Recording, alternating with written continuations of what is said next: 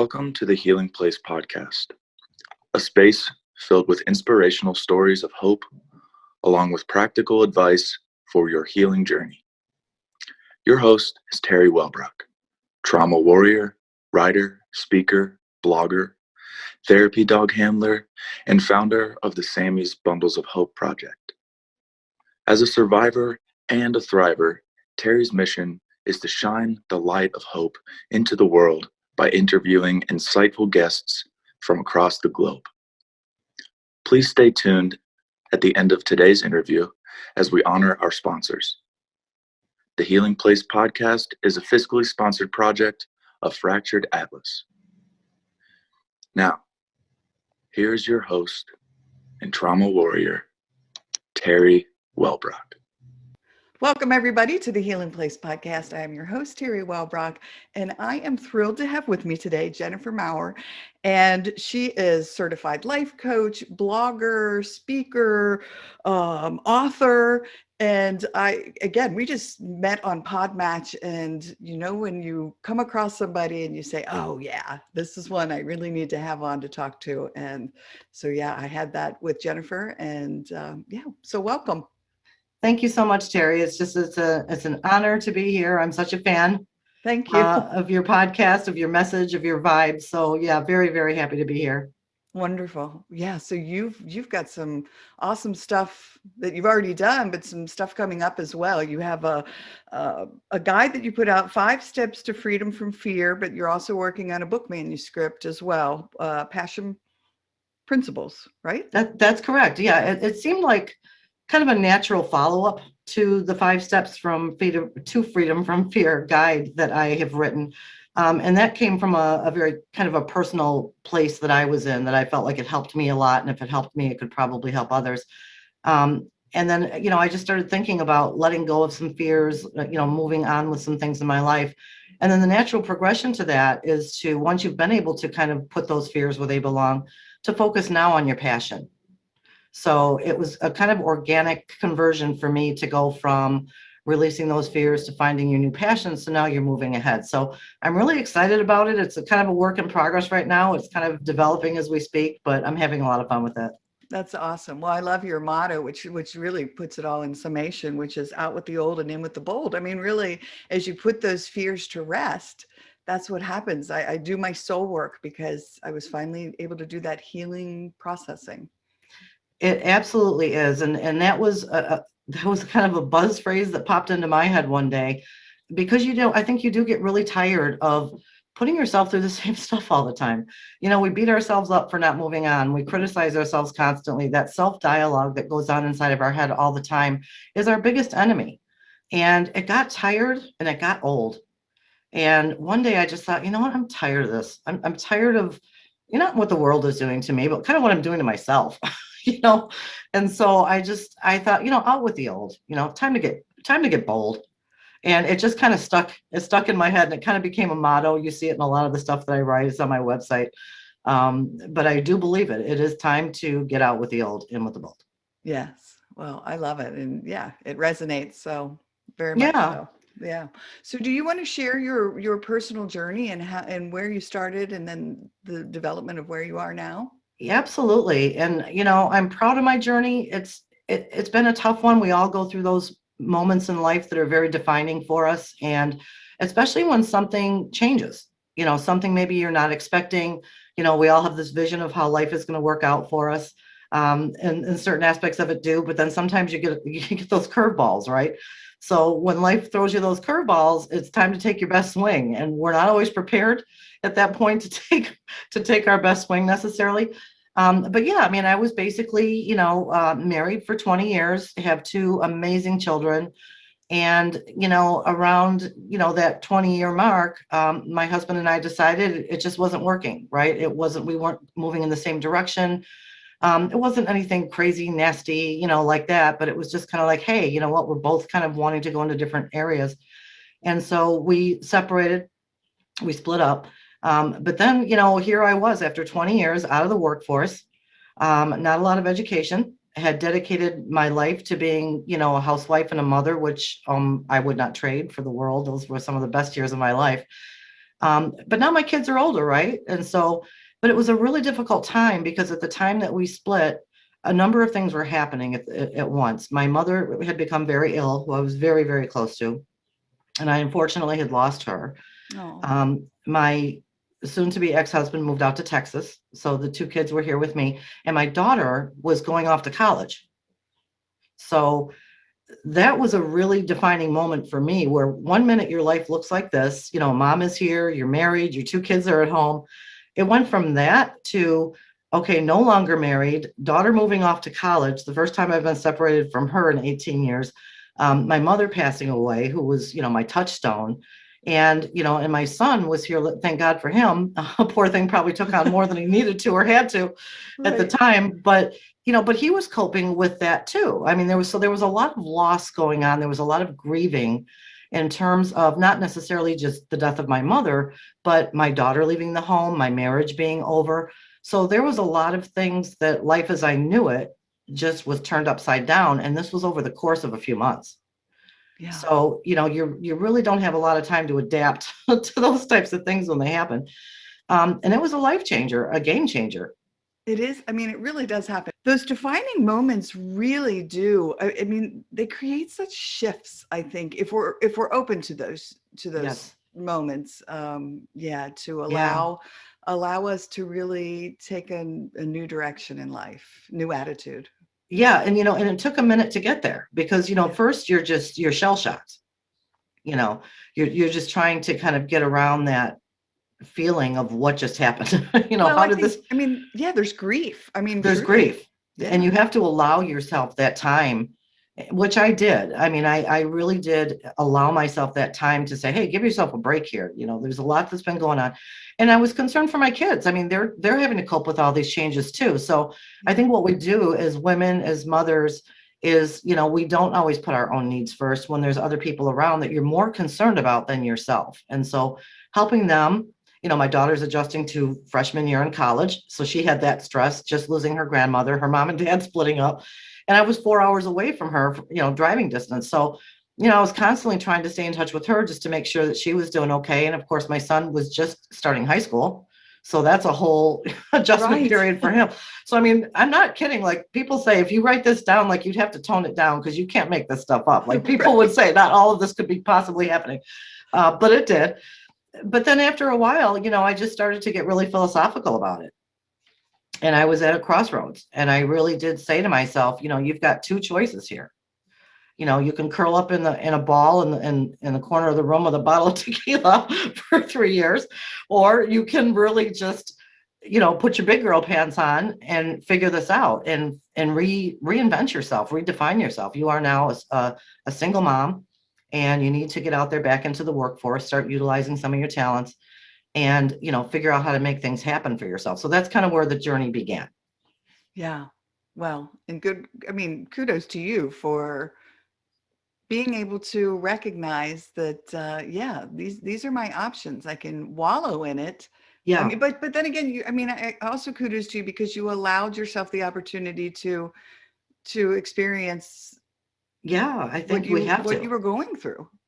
I think when we go into denial, and I think when we just want to pretend it's not there, and yeah, I'm fine, I'm fine, I'm fine.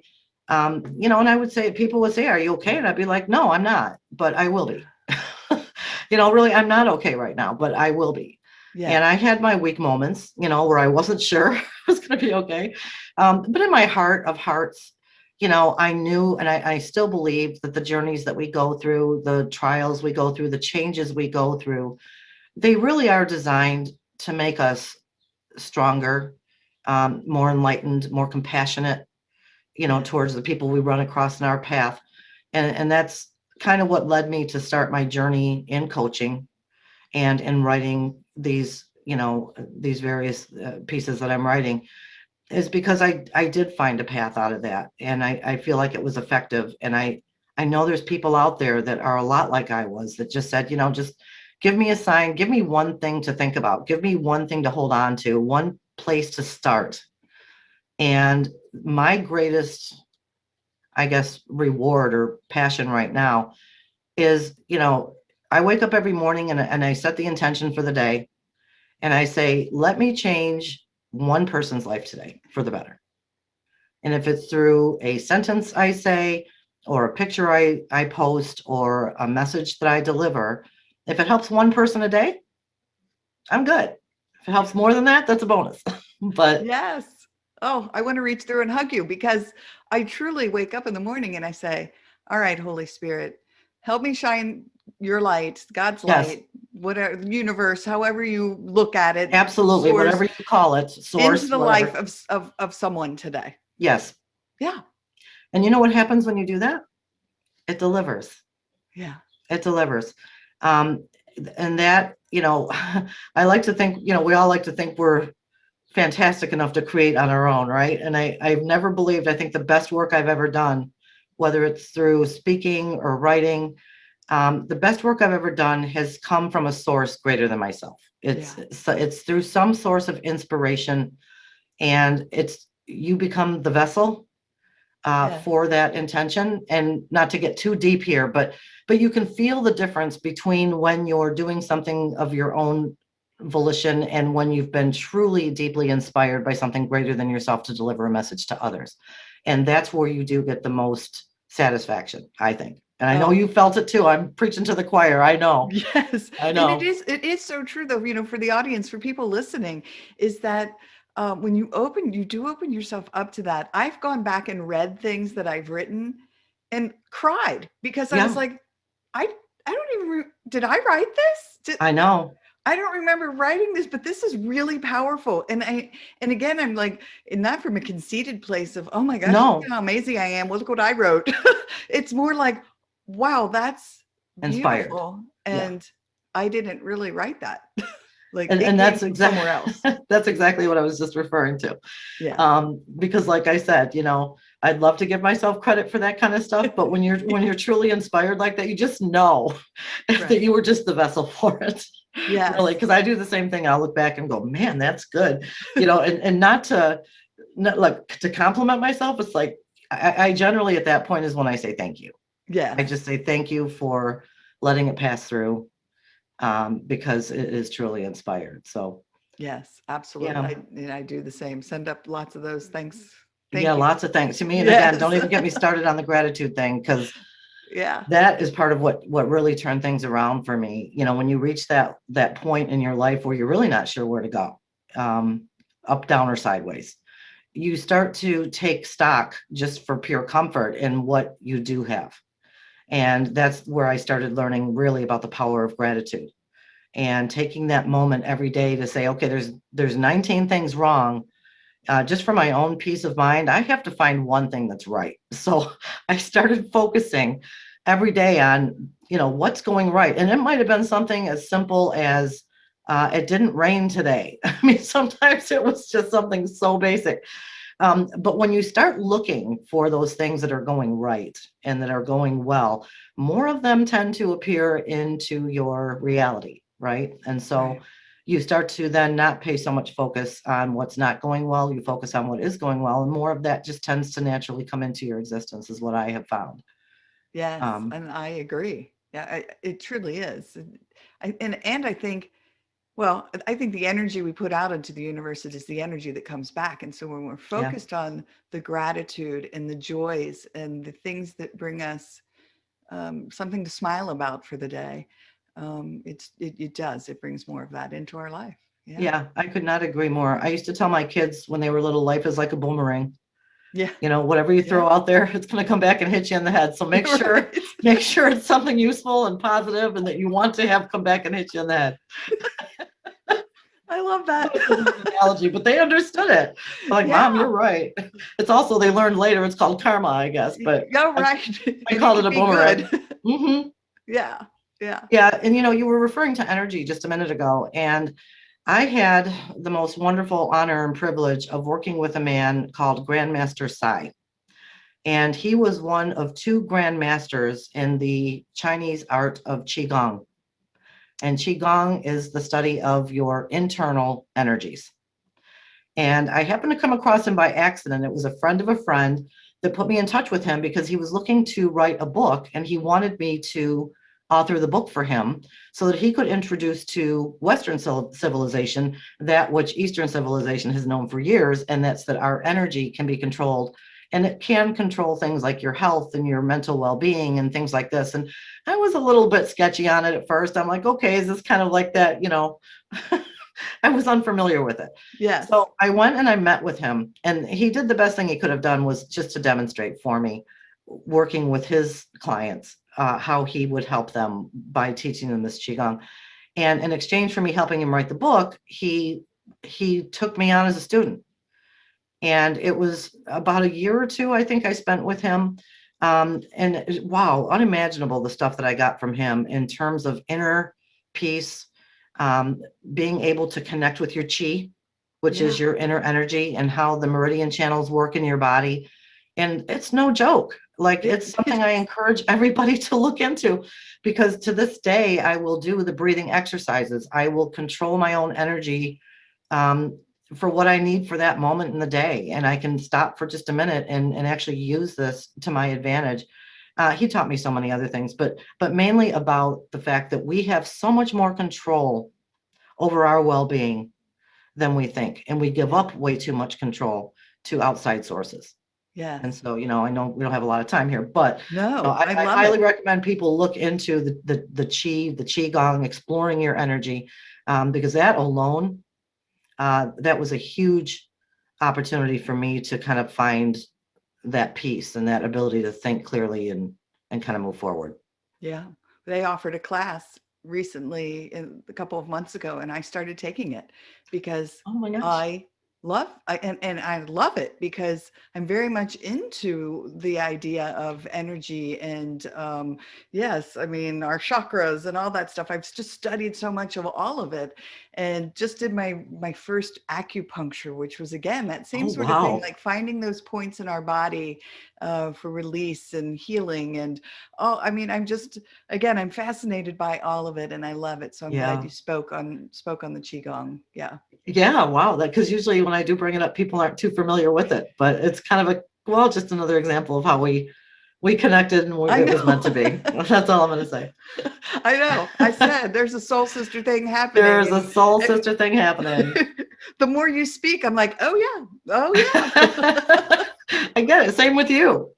Yeah, that's awesome. I love that. Nothing better. Nothing better. Your book, 5 Steps to Freedom from Fear. How do people get a hold of that? You can actually find it on my website. My website is www.jennifermaurer.net. On the website, you can kind of scroll down a little bit. I talk a little bit about it. It's more of a guide. I mean, they're calling it an ebook, but yeah, I wrote it. It's about 27 pages. You can read it in 15 or 20 minutes. So to me, that's more like a guide than a book. I hate misleading people and thinking they're going to get some 500-page book. I don't think anybody wants it anyway. What it is, it's what I came up with were the 5 action steps that I implemented in my life every day. And over the course of some time, it literally allowed me to change my mindset and put fear back in the cage, right? Because fear is, I think, something that stops a lot of us from moving forward. I know I was scared. I was afraid of failure. I was afraid that I was going to be letting everybody down if I didn't succeed. I killed myself with the what if spiral. Well, what if this happens? And what if I go broke? And what if I don't get this job? And it's that self-talk that just drives us right into the ground. So I came up with some really viable action steps, a couple of exercises you can do to kind of identify what your particular fear is, and create a plan for kind of getting and putting that back where it belongs, because you're never going to extinguish fear. In fact, some fear is good, right? We don't want to squash it out, altogether. But the irrational fears that prevent us from moving forward, that's what I address in here. And so, it's called 5 Steps to Freedom from Fear. It's a great kind of guide. It's something you can pick up and start using today, and it can start working for you right away. It worked for me. You can find that right there on the website. There's a little blurb about it. It'll take you to the page that kind of introduces you to what you're getting. And then another thing that I did, which I think is kind of cool, is when people actually purchase this guide, I'm opening up a Facebook group. And I'm super excited about this. I know everybody does it, and it's new to not new to everybody else, but it's kind of new to me. Where I'm allowing people to join this Facebook group, And I'm going to be in that group helping people after they've read the guide to continue on with their efforts. Oh, yeah. And so it'll be kind of like a free coaching type situation where they can put their questions and whatnot, and I'll be able to pop in there and kind of work with people through the group. So I'm super excited about that. Yeah, that's awesome. And I love it. And I love what you said. You had mentioned it earlier, and I meant to touch upon it was, really kind of holding people's hand. People are desperate for that. Those who are looking for guidance and solution. I talked to a gentleman the other day. Actually, he was going to help me with something, and we ended up helping each other with some things. But he was talking. He works a lot with veterans, and he was saying how there's so many who are just they feel very lost because they only have a very limited time, 15 minutes a month with a doctor who hands them some pills, but beyond that there's nothing more for them. And so there's just a huge group of people out there looking for guidance, and for you to offer a guide like this and then a Facebook group and a hand to hold is just such a beautiful gift. Well, thank you. And I think so too. And I get not criticized, but questioned a lot, that I'm not more specific about the 5 steps to freedom from fear. Well, what kind of fear? There's a lot of fears out there. And, I stick to my guns on that. And I say, there are a lot of fears out there, and I'm not going to try to just address one. Well, who's your audience then? How are you going to target your audience? Well, my audience is everybody. Yeah. Unfortunately, fear is not prejudicial. Okay. Fear is an equal opportunity destroyer. And whether you're a college student that's just getting out of college and you've been bushwhacked by all this COVID stuff and how do I find a job? I'm afraid to get out there. It could be a middle-aged, woman who is just divorced and now has to reinvent herself and figure out how to spend the next 30 years of her life. There's so many different types of people with different types of fears. This applies to all of them. I mean, it's not relevant to just one group. Unfortunately, we're all kind of subject to those limitations that are caused by fear. So thank you for mentioning that, because I purposely keep it kind of general for that reason, despite the critics. Well, and you bring up, the pandemic, so many fears have surfaced for people that we just haven't ever dealt with before, of fear of exposure, fear of no masks, fear of the vaccine, fear of not getting the vaccine, fear of, there's just so much surfacing as we deal with this on a global level. That's a lot of people. You bet. And, strangely enough, I got on this whole thing before the pandemic even hit, right? I had finished the guide. I had gotten everything up, and then the pandemic hit, and I thought, wow, this wasn't relevant before. Which it is, but it has brought out, the fact that people were stuck at home. They're now dealing in different dynamics with their relationships. I think relationships with their kids changed and with their spouse. And I think a lot of stuff came out, good and bad, that wasn't there before. And now how do we manage this? How do we deal with all that? And now as it's time, hopefully soon, to start going back out into the world again, I think there's going to be a lot of, PTSD and things like that happen from this occurrence, where now people are really kind of scared to go out. I heard somebody on Facebook the other day say, I know something's wrong when I looked at an old footage of a huge concert and I started to sweat and cringe because I saw that number of people together in one place having fun, but my mind went to, that's dangerous. Yes.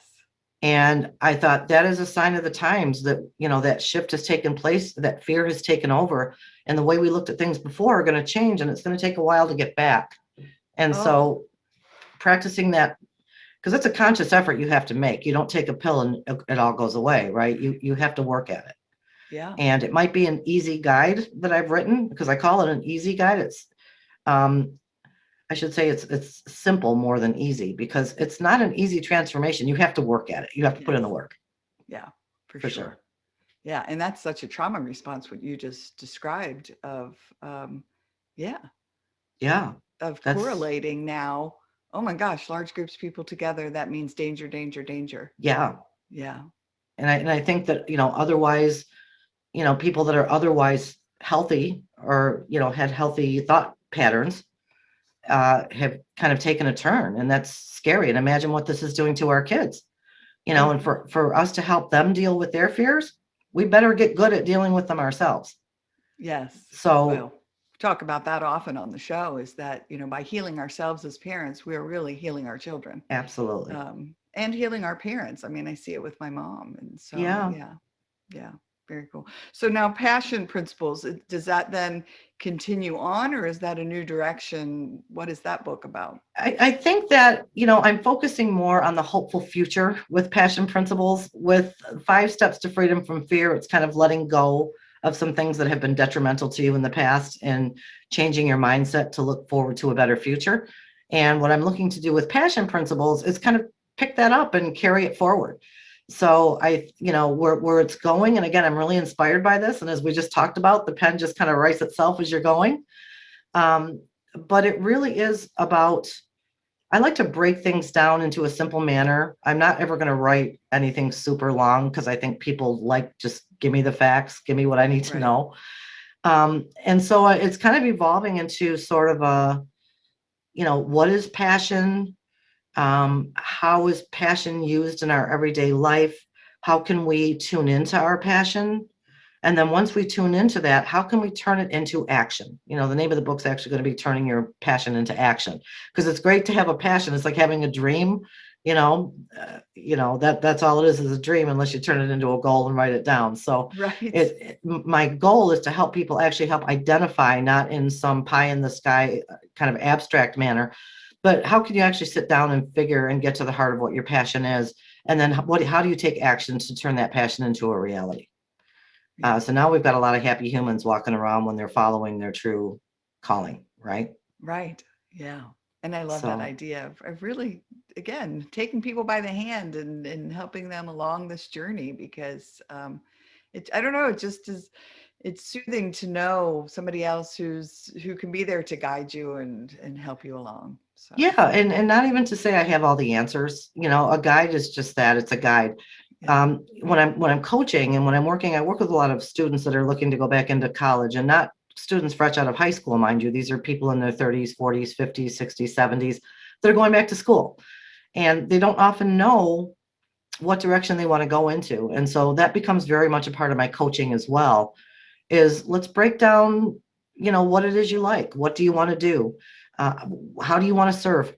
Let's really get to the heart of the matter. And, I'm not telling them what to do. I'm not saying, oh, go do this and go learn that, and then you got to do this. It's working with people so they can discover within themselves. And really, this as well as I do. It's just about asking the right questions. Yeah. Well, and I love that, because it's not like, hey, here's the careers that make the most money. And no, it's about, and I've told my kids that, oh my gosh, if I told my kids that, follow your heart, because I mean, really, that's where you're going to be happy. And because what I do now doesn't feel like work. I mean, it's me neither. It's so much, I just have such a passion for it. It's not a job. It's my soul work, as I call it, but it's not really work. It's just my soul purpose. I like that. Yeah. Soul work. Yeah. I'm going to steal that. I'm totally stealing that from you. Absolutely. I'm going to plagiarize the heck out of that. Excuse me.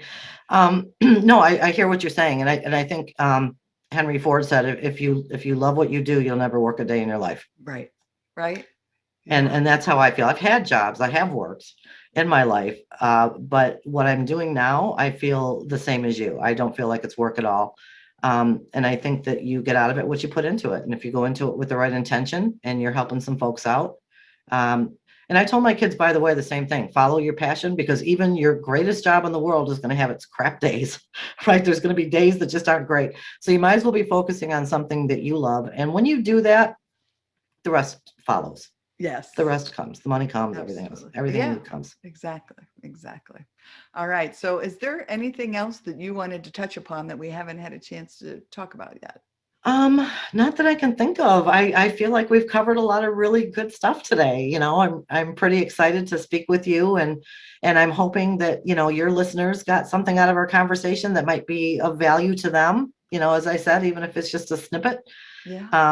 But just to wish you well and to wish your listeners well, and just remember we're all in this together, and we're all here to help each other out, and forget the stuff you hear in the media, forget the stuff that we, just is resonating all around us these days. It's not always good news, but stay in touch with yourself, with who you are, with who loves you, with who you love. And it all works out. You're going to be Yes. okay. You got this. Beautiful. Beautiful. So again, how do people get a hold of you? Best way is I keep it simple. I have a website, www.jennifermaurer.net. On there, there's some information about my coaching services. I have my blog. And I should warn you, my blog is not all serious. Like in another life, I was an entertainment writer, and I like to write about all kinds of fun stuff. So just to lighten the load, I put whatever I feel like on the blog. There is I no love rhyme or it. reason. I don't have any structure to that at all. But yeah, and then you can also, if you're interested in hearing a little bit more about the 5 steps to freedom from fear guide, as I said, there is a link on the website to that as well. So if you feel like it, go in and take a look, if not, until we meet again, because I want to come back and talk to you again sometime. Awesome. Well, and for those who are listening on audio and not the video, can you spell your last name for them? Certainly. It's M as in Mary, Aurer. Awesome. All right. So jennifermaurer.net. Net. All Yes. right. Wonderful. Well, it's just been an absolute joy to have you here today. And I love soul connections, and I've certainly felt this one. So I did too. Thank you. Yeah. Thank you so much, Teri. I appreciate it. Until we meet again. Absolutely. All right, everyone. Thank you for joining us today on the Healing Place podcast. And remember, until next time, be gentle with yourself. Thanks. Bye-bye. Thank you so much for listening today to the Healing Place podcast with your host and trauma warrior, Teri Wellbrock. If you enjoyed this episode and want to learn more about Teri, her mission, and the Hope for Healing journey, visit Teri's website at www.teriwellbrock.com. Thank you for liking, commenting, sharing, and offering your reviews on our YouTube channel, audio outlets, and Facebook page. And as Teri reminds us, until next time, remember, be gentle with yourself.